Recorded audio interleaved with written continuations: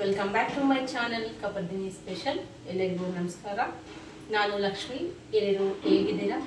I hope ಎಲ್ಲರೂ ಚೆನ್ನಾಗಿದ್ದೀರಾ ಅಂತ ಭಾವಿಸ್ತಾ ಇದ್ದೀನಿ. ಎಲ್ಲರಿಗೂ ಗೌರಿ ಗಣೇಶ ಹಬ್ಬದ ಹಾರ್ದಿಕ ಶುಭಾಶಯಗಳು. ಇವತ್ತಿನ ಸ್ಪೆಷಲ್ ಬಂದುಬಿಟ್ಟು ನಾನು ಗಣೇಶ ಹಬ್ಬಕ್ಕೆ ತುಂಬಾ ಇಂಪಾರ್ಟೆಂಟ್ ಆಗಿರುವಂಥ ನೈವೇದ್ಯವನ್ನು ತೋರಿಸ್ತಾ ಇದ್ದೀನಿ. ಅಂದರೆ ನೈವೇದ್ಯ ಕಡುಬು ಮತ್ತು ಮೋದಕ ಮಾಡೋದು ಹೇಗೆ ಅಂತ ಹೇಳಿ ಅದಕ್ಕೆ ಬೇಕಾಗಿರುವ ಸಾಮಗ್ರಿಗಳು ನೋಡಿ. ಮೊದಲನೇದಾಗಿ ನಾನಿಲ್ಲಿ ಒಂದು ಮಿಕ್ಸರ್ ಜಾರ್ ತೊಗೊಂಡಿದ್ದೀನಿ. ಮಿಕ್ಸರ್ ಜಾರ್ಗೆ ಕಡಲೆ ಬೀಜ, ಹಾಗೆ 1 ಕಪ್ಪಷ್ಟು ಹಸಿ ಕಾಯಿ ತೆಗೆದು ಸೈಡ್ಗೆ ಇಟ್ಟಿದ್ದೀನಿ. ಹಾಗೆ ಬೆಲ್ಲ 1/4 ಕಪ್ಪಷ್ಟು, ಬಿಳಿ ಎಳ್ಳು ಫ್ರೈ ಮಾಡಿಬಿಟ್ಟು ಹುರಿದು ತಗೊಂಡಿದ್ದೀನಿ 1 ಚಮಚದಷ್ಟು, ಗಸಗಸೆ ಒಂದು ಅರ್ಧ ಚಮಚದಷ್ಟು, 1 ಚಮಚ ಇದೆ ಇದು ಕೂಡ. ಇವಾಗ ಇದಕ್ಕೆ ಸ್ವಲ್ಪ ತರ್ತರಿಯಾಗಿ ಪೌಡ್ರ್ ಮಾಡ್ಕೊಳ್ಳೋಣ ಅಂತ ಹೇಳಿಬಿಟ್ಟು ಕಡಲೆ ಬೀಜ ಒಂದು ಮಿಕ್ಸರ್ ಜಾರ್ಗೆ ಸೇರಿಸ್ಕೊಳ್ತಾ ಇದ್ದೀನಿ.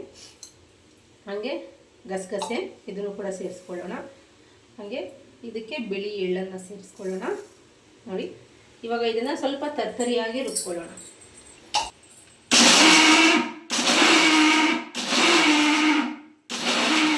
ನಾನು ತರ್ತರಿಯಾಗಿ ಪೌಡ್ರ್ ಮಾಡ್ಕೊಂಡಿದ್ದೀನಿ ನೋಡಿ. ಕಡಲೆ ಬೀಜ ಆಗಿರೋದ್ರಿಂದ ಗಟ್ಟಿಯಾಗ್ಬಿಡುತ್ತೆ ಅಂತ ಹೇಳ್ಬಿಟ್ಟು ನಾನು ಆನ್ ಮಾಡೋ ಥರ ಮಾಡಿಬಿಟ್ಟು ಗ್ರೈಂಡ್ ಮಾಡ್ಕೊಂಡಿದ್ದೀನಿ. ಇನ್ನು ಎಲ್ಲ ರೆಡಿ ಇದೆ, ನೀವು ನೋಡ್ತಾ ಇರ್ಬೋದು. ಕಡಲೆ ಪೌಡರು, ಕಡಲೆ ಬೀಜದ ಪೌಡರು, ಹಾಗೆ ಕಾಯಿ, ಬೆಲ್ಲ ಎಲ್ಲ ರೆಡಿ ಇದೆ. ಇನ್ನು ನಾನು ಕಡಾಯ ಕೂಡ ರೆಡಿ ಮಾಡಿ ಸ್ಟವ್ ಮೇಲೆ ಇಕ್ಕಿದ್ದೀನಿ, ಆದರೆ ಹೀಟಾಗೋದಕ್ಕೆ ಬಿಟ್ಟಿಲ್ಲ. ಇನ್ನು ಇವಾಗ ಮಾಡೋದು ಹೇಗೆ ಅಂತ ನೋಡೋಣ. ಅಂದರೆ ಸಿಹಿ ಕಡುಬು ಮಾಡುವುದು ಹೇಗೆ ಅಂತ. ಮೊದಲಿಗೆ ನಾನು ಕಡಾಯಿಗೆ 2 ಬೌಲಷ್ಟು ನೀರನ್ನು ಸೇರಿಸ್ಕೊತಾ ಇದ್ದೀನಿ. ನಿಮ್ಮ ಕ್ವಾಂಟಿಟಿ ನೋಡಿಕೊಂಡು ಸೇರಿಸ್ಕೊಳ್ಳಿ. ನಾನು 1 ಬೌಲ್ ಕಾಯಿ ತೊಗೊಂಡಿದ್ದೀನಲ್ಲ, ಅರ್ಧ ಬೌಲು ಕಡಲೆ ಬೀಜ ಪೌಡರ್ ತೊಗೊಂಡಿರೋದ್ರಿಂದ 2 ಬೌಲಷ್ಟು ನಾನು ನೀರನ್ನು ಸೇರಿಸ್ಕೊಂಡಿದ್ದೀನಿ. 2 ಬೌಲ್ಗೆ 1.25 ಬೌಲಷ್ಟು ಹಿಟ್ಟು ತಗೊಳ್ಳುತ್ತೆ, 1 ಬೌಲ್ ಕಾಲಷ್ಟು ಹಿಟ್ಟನ್ನು ತಗೊಳ್ಳುತ್ತೆ.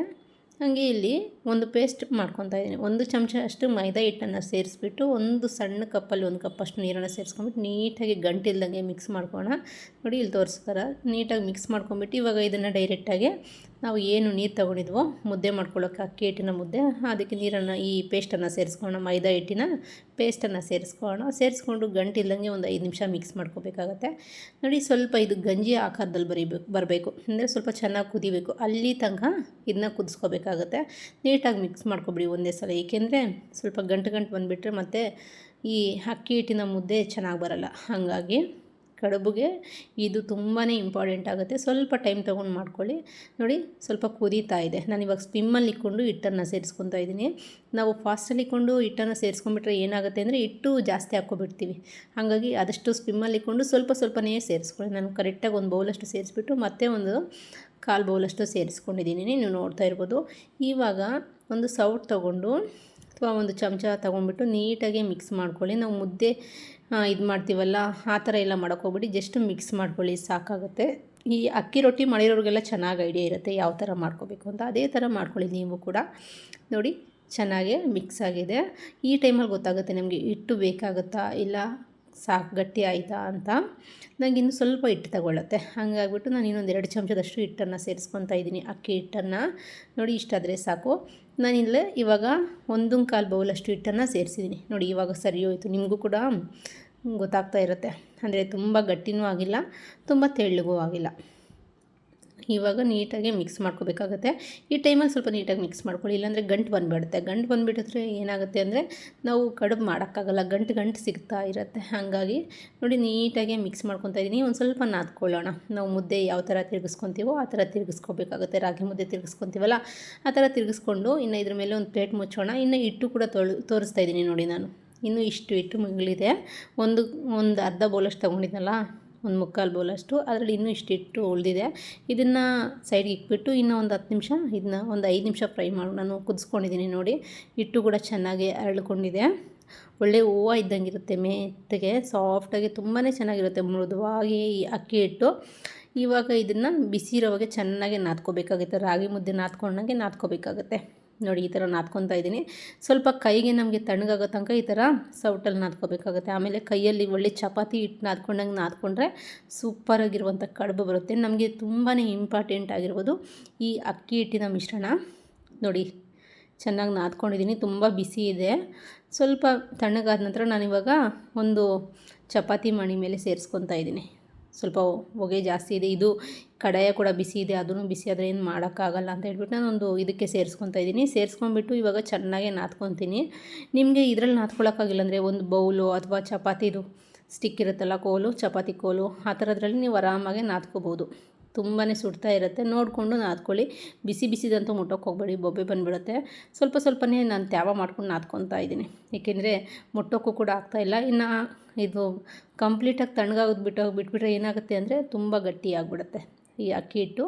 ಹಾಗಾಗಿ ನಾನು ಸ್ವಲ್ಪನೇ ತ್ಯಾವ ಮಾಡಿಕೊಂಡು ಈ ಥರ ನಾದ್ಕೊತಾ ಇದ್ದೀನಿ. ರಾಗಿ ಮುದ್ದೆ ನಾವು ಮುದ್ದೆ ಮಾಡೋಕ್ಕೆ ಯಾವ ಥರ ಕೈ ತ್ಯಾವ ಮಾಡ್ಕೊತೀವಲ್ಲ, ಒದ್ದೆ ಮಾಡ್ಕೊತೀವಲ್ಲ, ಆ ಥರ ಮಾಡ್ಕೊಂಡು ಈ ಥರ ನೀಟಾಗಿ ಸಾಫ್ಟಾಗಿ ಬರೋ ತನಕ ನಾದ್ಕೋಬೇಕಾಗತ್ತೆ. ನಾನು ಇನ್ನೂ ಒಂದು 10% ನಾದಿಲ್ಲ, ನೋಡ್ಬೋದು ನೀವು. ಸ್ವಲ್ಪ ಬಿಸಿ ಇದೆ. ಇವಾಗ ನಾನೊಂದು ಚಪಾತಿ ಕೋಲನ್ನು ತಗೊಂಡು ನೀಟಾಗಿ ತಣ್ಣಗೆ ಮಾಡಿಕೊಂಡು ನಾದ್ಕೊತಾ ಇದ್ದೀನಿ. ಚಪಾತಿ ಹಿಟ್ಟಿನಲ್ಲಿ ನಾದಿದ ನಂತರ ಸ್ವಲ್ಪ ತಣ್ಣಗಾಗೋಯ್ತು. ಆಮೇಲೆ ನಾನು ಕೈಯಲ್ಲಿ ನೀಟಾಗಿ ಮುದ್ದೆ ಥರ ಮಾಡಿ ತೋರಿಸ್ತಾ ಇದ್ದೀನಿ, ನೋಡಿ ಎಷ್ಟು ಸಾಫ್ಟಾಗಿ ಬಂದಿದೆ ಅಂತ. ಇವಾಗ ನಾವು ಮಾಡಿ ತೊಗೊಂಡಿರುವಂಥ ಕಡಾಯಿಗೆ ಹಾಕ್ಬಿಟ್ಟು ಒಂದು ಪ್ಲೇಟನ್ನು ಮುಚ್ಚೋಣ. ಅಷ್ಟರಲ್ಲಿ ತಣ್ಣಗಾಗ್ಬಿಡುತ್ತೆ. ನಾವು ಈ ಸ್ಟಫಿಂಗ್ ಮಾಡ್ಕೋಬೇಕಲ್ಲ, ಹಂಗಾಗ್ಬಿಟ್ಟು ಅದನ್ನ ಮುಚ್ಚಿಬಿಟ್ಟು ಒಂದು ಕಡಾಯ ತೊಗೊಂಡು ಕಡಾಯಿಗೆ ಒಂದು 3/4 ಕಪ್ಪಷ್ಟು ಬೆಲ್ಲವನ್ನು ತೊಗೊಂಡಿದ್ದೀನಿ. ಬೆಲ್ಲ ಸೇರಿಸ್ಕೊಂಡು ಅದೇ ಕಪ್ಪಲ್ಲಿ ಒಂದು 1/4 ಕಪ್ಪಷ್ಟು ನೀರನ್ನು ಸೇರಿಸ್ಕೊಳ್ಳೋಣ. ಸೇಮ್ ಎಲ್ಲ ಒಂದೇ ಮೆಜರ್ಮೆಂಟಲ್ಲಿ ತಗೊಳ್ಳಿ, ಆವಾಗ ತುಂಬಾ ಚೆನ್ನಾಗಿ ಬರುತ್ತೆ. ನೋಡಿ ಬೆಲ್ಲ ಕಂಪ್ಲೀಟಾಗಿ ಕರಗಿದೆ. ನಾನಿಲ್ಲಿ ಯಾವುದೇ ಕಾರಣಕ್ಕೂ ಪಾಕ ಮಾಡ್ಕೊಳ್ತಾ ಇಲ್ಲ, ಜಸ್ಟ್ ಬೆಲ್ಲ ಕರಗಿಸ್ಕೊತಾ ಇದ್ದೀನಿ. ಇವಾಗ ಇದಕ್ಕೆ ನಾನು ಪೌಡರ್ ಮಾಡಿ ತೊಗೊಂಡಿರುವಂಥ ಕಡಲೆಬೀಜ ಪೌಡರನ್ನು ಸೇರಿಸ್ಕೊಂಡಿದ್ದೀನಿ. ಇದು ಕಂಪ್ಲೀಟಾಗಿ ಆಪ್ಷನ್ನು, ಹಾಕ್ಕೊಂಡ್ರೆ ತುಂಬಾ ಚೆನ್ನಾಗಿರುತ್ತೆ. ಇಲ್ಲಾಂದರೆ ಬರೀ ಕಾಯಿಯಲ್ಲೇ ಮಾಡ್ಕೋಬೋದು ನೀವು. ಇವಾಗ ಇದನ್ನು ನೀಟಾಗಿ ಮಿಕ್ಸ್ ಮಾಡ್ಕೊಂಡಿದ್ದೀನಿ ನೋಡಿ. ಇವಾಗ ಇದು ಕೂಡ ಒಂದು ಕುದಿ ಬಂತು. ಈ ಟೈಮಲ್ಲಿ ಇನ್ನು ಹಸಿಕಾಯಿಯನ್ನು ಸೇರಿಸ್ಕೊತಾ ಇದ್ದೀನಿ ನಾನು ಇದು ವರಮಹಾಲಕ್ಷ್ಮೀ ದೇವಿಗೆ ಪೂಜೆಗೆ ಅಂತ ಹಿಕ್ಕಿದ್ನೆಲ್ಲ ಕಳಿಸಿದ ಕಾಯಿ, ಅದನ್ನು ಉಪಯೋಗಿಸಿದ್ದೀನಿ. ನೀವು ಒಣ ಕೊಬ್ಬರಿ ಕೂಡ ಉಪಯೋಗಿಸ್ಕೋಬೋದು ಅಥವಾ ಮಾಮೂಲಿ ತೆಂಗಿನಕಾಯಿ ಕೂಡ ಉಪಯೋಗಿಸ್ಕೋಬೋದು. ಇದನ್ನು ಒಂದು ಬೌಲಷ್ಟು ನಾನು ಸೇರಿಸ್ಕೊಂಡಿದ್ದೀನಿ. 1 ಕಪ್ಪಷ್ಟು ನಾನು ಹಸಿ ಕಾಯಿ ತುರಿಯನ್ನು ಸೇರಿಸ್ಕೊಂಡು ನೀಟಾಗಿ ಮಿಕ್ಸ್ ಮಾಡ್ಕೊಳ್ತಾ ಇದ್ದೀನಿ. ನೋಡಿ ನಿಮಗೆ ಗೊತ್ತಾಗ್ತಾ ಇರ್ಬೋದು, ಕರೆಕ್ಟಾಗಿ ಒಂದು ಅದಕ್ಕೆ ಬಂದಿದೆ. ಇವಾಗ ಒಂದು ಅರ್ಧ ಚಮಚದಷ್ಟು ನಾನು ಏಲಕ್ಕಿ ಪೌಡರನ್ನು ಸೇರಿಸ್ಕೊತಾ ಇದ್ದೀನಿ. ಏಲಕ್ಕಿ ಪೌಡರ್ ನಾನು ಮಾಮೂಲಿಯಾಗಿ ಸಕ್ಕರೆ ಸ್ವಲ್ಪ ಸೇರಿಸ್ಕೊಂಡ್ಬಿಟ್ಟು ಏಲಕ್ಕಿ ಕಾಯಿ ಸೇರಿಸ್ಕೊಂಡು ರುಬ್ಕೊಂಡು ಪೌಡ್ರ್ ಮಾಡಿ ಸೈಡ್ಗೆ ಇಕ್ಕಿದ್ದೀನಿ. ಆದರೆ ಮುಂದಿನ ದಿನಗಳಲ್ಲಿ ಅದನ್ನು ಕೂಡ ವೀಡಿಯೋ ಮಾಡ್ತೀನಿ. ಇನ್ನು ಒಂದು 5 ನಿಮಿಷ ಕುದಿಸ್ಕೊಂಡು ಸ್ಟವನ್ನು ಆಫ್ ಮಾಡಿದ್ದೀನಿ. ನೀವು ಕೂಡ ನೋಡ್ಬೋದು, ಸ್ಟಫಿಂಗ್ ತುಂಬಾ ಚೆನ್ನಾಗಿ ರೆಡಿ ಆಗಿದೆ. ಇನ್ನು ಹಿಟ್ಟು ಕೂಡ ಕಂಪ್ಲೀಟಾಗಿ ತಣ್ಣಗಾಗಿದೆ.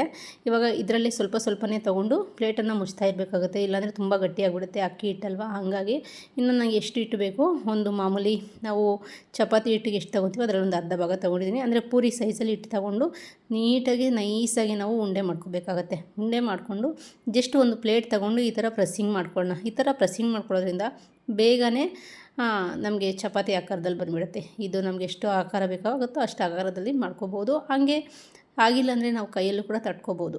ನೋಡಿ ನಾನು ಇಲ್ಲಿ ಮಾಡಿದ್ದೀನಿ, ಇನ್ನೂ ಒಂದು ಮಾಡಿ ತೋರಿಸ್ತೀನಿ ಯಾವ ಥರ ಮಾಡೋದು ಅಂತ. ತುಂಬಾ ಈಸಿಯಾಗಿ ಮಾಡ್ಕೋಬೋದು ಕಡುಬು.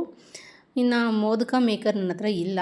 ಒಂದು ಗಣೇಶ ಹಬ್ಬಕ್ಕೆಲ್ಲ ಮೋದಕ ಮೇಕರ್ ಏನಕ್ಕೆ, ಯಾವಾಗೋ ಒಂದು ಸಲ ಮಾಡ್ತೀವಲ್ಲ ಅಂತ ಹೇಳಿ ನಾನು ಮೋದಕ ಮೇಕರ್ ಇಟ್ಕೊಂಡಿಲ್ಲ ಮನೆಗೆ. ಇವಾಗ ನೋಡಿ ಕಡುಬಿನ ಆಕಾರದಲ್ಲಿ ಉಲ್ಟಾ ಮಾಡಿಬಿಟ್ಟು ನೀಟಾಗಿ ಪ್ರೆಸ್ಸಿಂಗ್ ಮಾಡ್ಕೊತಾ ಇದ್ದೀನಿ ಒಂದು ಸಲ. ಇಷ್ಟೇ. ಇವಾಗ ಇನ್ನೊಂದು ಸಲ ನೀಟಾಗಿ ಪ್ರೆಸ್ಸಿಂಗ್ ಮಾಡ್ಕೊಳ್ಳಿ, ಏಕೆಂದರೆ ಒಡೆದೋಗ್ಬಿಡುತ್ತೆ ಅಥವಾ ಬೆಲ್ಲ ಅದೆಲ್ಲ ಕರಗಿಬಿಟ್ಟು ಆಚೆಗೆ ಬಂದುಬಿಡುತ್ತೆ ಸ್ಟೀಮ್ ಮಾಡೋವಾಗ. ಹಾಗಾಗ್ಬಿಟ್ಟು ನೀಟಾಗಿ ಪ್ರೆಸ್ಸಿಂಗ್ ಮಾಡ್ಕೋಬೇಕಾಗತ್ತೆ. ನೋಡಿ ಕಂಪ್ಲೀಟಾಗಿ ಪ್ರೆಸ್ಸಿಂಗ್ ಆಗಿದೆ. ಇಷ್ಟಾದರೆ ಸಾಕಾಗುತ್ತೆ. ಇವಾಗ ಇದನ್ನು ಇದೇ ಬಾಳೆ ಎಲೆಯಲ್ಲಿ ಇಕ್ಬಿಟ್ಟು ಬೇಯಿಸ್ಕೊಳ್ಳೋಕ್ಕೆ ರೆಡಿ ಮಾಡಿ ಇಡೋಣ. ನೋಡಿ ಇದೇ ಥರ ಉಳಿದಿರೋ ಎಲ್ಲವನ್ನು ಮಾಡೋಣ. ಇನ್ನು ನಾನು ಫ್ರೀ ಹೀಟ್ ಹಾಕೋದಕ್ಕೆ ಒಂದು ಅರ್ಧ ಲೀಟ್ರ್ ನೀರನ್ನು ಸೇರಿಸ್ಬಿಟ್ಟು ಒಂದು ಕಡಾಯಿಗೆ ಅದ್ರ ಮೇಲೆ ಒಂದು ಪ್ಲೇಟನ್ನು ಮುಚ್ಚಿಬಿಟ್ಟು ಫ್ರೀ ಹೀಟ್ ಹಾಕೋಕ್ಕೆ ಬಿಟ್ಟಿದ್ದೀನಿ. ಇನ್ನು ಮತ್ತೊಂದು ಕಡೆ ಇನ್ನೂ ಒಂದು ಸೇಮ್ ಕಡುಬು ಮಾಡೋದು ತೋರಿಸ್ತಾ ಇದ್ದೀನಿ. ನೋಡಿ 2 ಸಲ ಪ್ಲೇಟಲ್ಲಿ ಪ್ರೆಸ್ಸಿಂಗ್ ಮಾಡಿಕೊಂಡು ಜಸ್ಟು ಕೈಯಲ್ಲಿ ನಾನು ಸ್ವಲ್ಪ ತಟ್ತಾ ಇದ್ದೀನಿ ಅಷ್ಟೇ. ಇಷ್ಟಾದರೆ ಸಾಕಾಗುತ್ತೆ. ಇವಾಗ ಇದಕ್ಕೆ 1 ಚಮಚ ಅಷ್ಟು ಈ ಸ್ಟಫಿಂಗನ್ನು ಸೇರಿಸ್ಕೊಂಡ್ಬಿಟ್ಟು ಇದೇ ಥರ ಕೈಯಲ್ಲೂ ಕೂಡ ನಾವು ಮಿಕ್ಸ್ ಮಾಡ್ಕೊಳ್ಳೋಣ. ಇದು ಪ್ರೆಸ್ ಮಾಡ್ಕೊಳ್ಳೋಣ. ನೋಡ್ಬೋದು ನೀವು.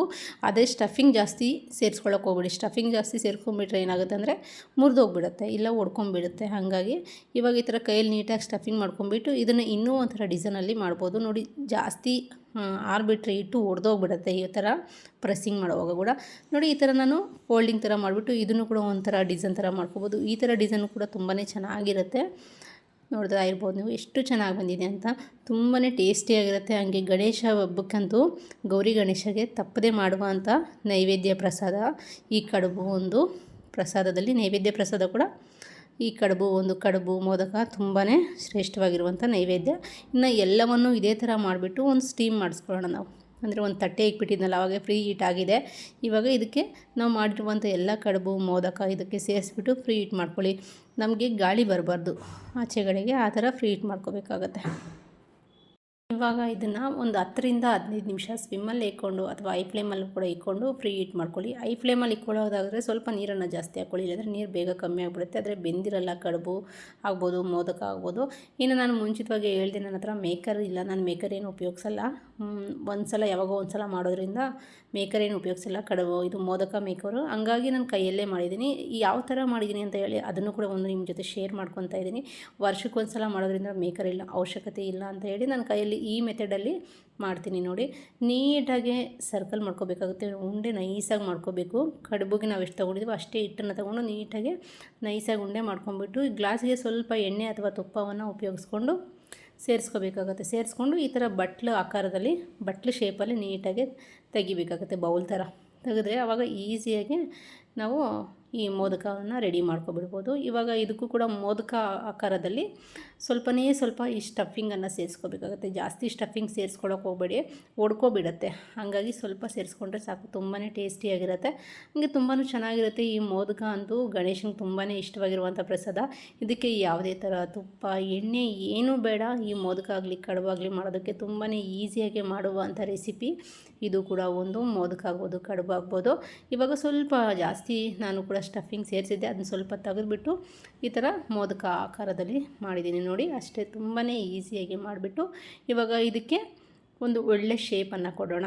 ಮೋದಕ ಯಾವ ಥರ ಇರುತ್ತೋ ಆ ಥರ ಶೇಪ್ ಕೊಟ್ಬಿಟ್ಟು ಒಂದು ಚಮಚ ಅಥವಾ ಸ್ಪೂನಿನ ಸಹಾಯದಿಂದ ಈ ಥರ ಒಂದೊಂದು ಲೈನ್ ಥರ ಹಾಕೋಣ. ಅಂದರೆ ಮೋದಕ ಮೇಕರಲ್ಲಿ ಈ ಥರ ಲೈನ್ಸ್ ಡಿಸೈನ್ ಬಂದಿರುತ್ತೆ. ಈ ಥರ ಡಿಸೈನ್ ಹಾಕ್ಕೊಂಡ್ರೆ ಸೇಮ್ ನಾವು ಮೇಕರಲ್ಲಿ ಮಾಡ್ದಿರೋ ಥರನೇ ಇರುತ್ತೆ. ತುಂಬಾ ಚೆನ್ನಾಗಿರುತ್ತೆ ನೋಡೋಕ್ಕೂ ಕೂಡ. ಹಾಗಾಗ್ಬಿಟ್ಟು ನಾನು ಈ ಥರ ಜಸ್ಟ್ ಪ್ರೆಸ್ ಮಾಡ್ಕೊತಾ ಇದ್ದೀನಿ. ಈ ಥರ ಒಂದು 5-6 ಲೈನ್ ಹಾಕ್ಕೊಂಡ್ರೆ ಸಾಕಾಗುತ್ತೆ. ನೋಡಿ, ಇಷ್ಟೇ, ಮೋದಕ ಕೂಡ ರೆಡಿ ಆಗೋಯ್ತು. ಯಾವುದೇ ಥರ ಮೇಕರ್ ಇಲ್ದಂಗೆ ಈಸಿಯಾಗಿ ನಾವು ಮನೆಯಲ್ಲೇ ಮೋದಕ ಕೂಡ ಮಾಡ್ಬೋದು. ಇನ್ನು ಇದನ್ನು ಕೂಡ ಬೇಯಿಸೋಕ್ಕೆ ಇಡೋಣ. ಎಲ್ಲವನ್ನು ನಾನು ಎಲ್ಲ ಕಡುಬನ್ನು ಇಟ್ಬಿಟ್ಟು ಅದ್ರ ಮೇಲೆ ಮೋದಕವನ್ನು ಇಟ್ಬಿಟ್ಟು ಅದ್ರ ಮೇಲೆ ಒಂದು ಬಾಳೆ ಎಲೆಯನ್ನು ಸೇರಿಸ್ಕೊಂಡಿದ್ದೀನಿ. ಆದಷ್ಟು ಬಾಳೆ ಎಲೆಯಲ್ಲಿ ಉಪಯೋಗಿಸಿ, ತುಂಬಾ ಚೆನ್ನಾಗಿ ಬರುತ್ತೆ ಈ ಕಡುಬು. ಒಂದು ವೇಳೆ ನೀವು ಬಾಳೆ ಎಲೆ ಇಲ್ಲ ಅಂದರೆ ಒಂದು ಕಾಟನ್ ಬಟ್ಟೆ ಮೇಲೆ ಬೇಯಿಸ್ಕೊಳ್ಳಿ, ಇಲ್ಲಾಂದರೆ ಮೆತ್ತಗೆ ಆಗಿಬಿಟ್ಟು ಇದಾಗ್ಬಿಡುತ್ತೆ, ಹೊಡ್ಕೊಬಿಡುತ್ತೆ. ಹಾಗೆ ಬೇಯಿಸಿದ ತಕ್ಷಣ ನೀವು ಓಪನ್ ಮಾಡೋಕ್ಕೆ ಹೋಗ್ಬೇಡಿ. ಬಿಸಿಗೆ ಅಕ್ಕಿ ಹಿಟ್ಟು ಬೇಗನೆ ಹೊಡ್ಕೊಂಬಿಡುತ್ತೆ. ಹಾಗಾಗಿ ಒಂದು 10 ನಿಮಿಷದ ನಂತರ ತಣ್ಣಗಾದ್ಮೇಲೆ ತೆಗೀರಿ. ನೋಡ್ತಾ ಇರ್ಬೋದು ನೀವು ಎಷ್ಟು ಚೆನ್ನಾಗಿ ಬಂದಿದೆ ಅಂತ. ಕಡುಬು ಆಗ್ಬೋದು, ಮೋದಕ ಆಗ್ಬೋದು. ನೋಡಿ, ಕಡುಬು ತುಂಬಾ ಚೆನ್ನಾಗಿ ಬಂದಿದೆ. ಇನ್ನು ಮೋದಕ ಕೂಡ ಅಷ್ಟೇ, ತುಂಬಾ ಚೆನ್ನಾಗಿ ಬಂದಿದೆ. ನೋಡೋಕ್ಕೂ ಕೂಡ ತುಂಬಾ ಚೆನ್ನಾಗಿದೆ. ನಾವು ಗಣೇಶಗೆಲ್ಲ 3, 5, 9 ಈ ಥರ ನೈವೇದ್ಯಕ್ಕೆ ಇಕ್ಕೊತೀವಲ್ಲ, ಹಾಗಾಗಿ ನಾನು ಒಂದು 5 ಕಡುಬು ಇದು ಮಾಡಿಕೊಂಡ್ರೆ ಸಾಕು ಅಂತ ಹೇಳ್ಬಿಟ್ಟು ಮೋದಕ ಮೇಕರ್ ಏನು ಉಪಯೋಗಿಸಿಲ್ಲ. ಮೇಕರ್ ಇಲ್ದಂಗೆ ಕಡುಬು ಮಾಡೋದು ಹೇಗೆ ಅಂತ ನೋಡಿದ್ರಲ್ಲ, ಮೇಕರ್ ಇಲ್ದಂಗೆ ಹಾಗೆ ಮೋದಕ ಮಾಡೋದು ಕೂಡ ಹೇಗೆ ಅಂತ ನೋಡಿದ್ದೀರಾ ಅಂದ್ಕೊತೀನಿ. ಈ ವಿಡಿಯೋ ನಿಮಗೆಲ್ಲ ಇಷ್ಟ ಆಗಿದೆ ಅಂದ್ಕೊತೀನಿ. ಇಷ್ಟ ಆಗಿದ್ರೆ ಪ್ಲೀಸ್ ಲೈಕ್ ಮಾಡಿ, ಶೇರ್ ಮಾಡಿ, ಕಾಮೆಂಟ್ ಮಾಡಿ, ನಮ್ಮ ಚಾನಲ್ಗೆ ಸಪೋರ್ಟ್ ಮಾಡಿ, ಸಬ್ಸ್ಕ್ರೈಬ್ ಮಾಡಿ. Thank you.